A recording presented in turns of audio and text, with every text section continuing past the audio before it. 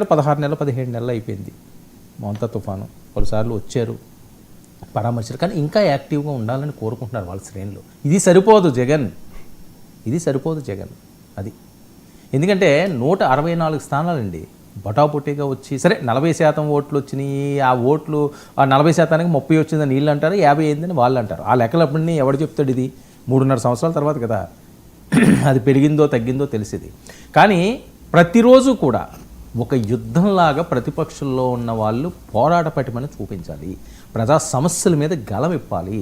అలా ఇప్పినప్పుడు మాత్రమే సక్సెస్ వస్తుంది. ఇది చరిత్ర చెబుతున్న సత్యాలు, రాజకీయ సత్యాలు ఇవన్నీ కూడా. ఒక రాజశేఖర రెడ్డి గారిని చూసుకున్నా, ఒక చంద్రబాబు నాయుడు గారిని చూసుకున్నా, ఒక నందమూరి తారక రామారావు గారిని చూసుకున్నా, స్వర్గీయ, వీళ్ళందరూ ఎక్కడి నుంచి వచ్చిందని సక్సెస్? ఒక రోజులో రాలేదు. ఒక కేసీఆర్ని చూసుకున్నా ఎగ్జాంపుల్, జగన్మోహన్ రెడ్డి గారిని చూసుకున్నా, లోకేష్ని చూసుకున్నా, పవన్ కళ్యాణ్ గారిని చూసుకున్నా, వీళ్ళందరూ ఏంటంటే జనాల్లో ఎంతో కొంత హైప్ క్రియేట్ చేశారు. అమ్మో వీడు వస్తే బాగుండేమోనరా, వీళ్ళని చూస్తే బాగుండేమోనరా అని. 2019లో 151 సీట్లు జగన్మోహన్ రెడ్డి గారు ఖాళీగా ఇంట్లో కూర్చుంటే ఇచ్చారా? ఏం పోరాటాలు చేయకపోతే ఇచ్చారా? పాదయాత్రలు చేయకపోతే ఇచ్చారా? అంత ఈజీగా సీఎం పదవి వచ్చిందా? అది తెలీదా? తెలుసు. కానీ ఎక్కడో ఏదో జరుగుతుంది.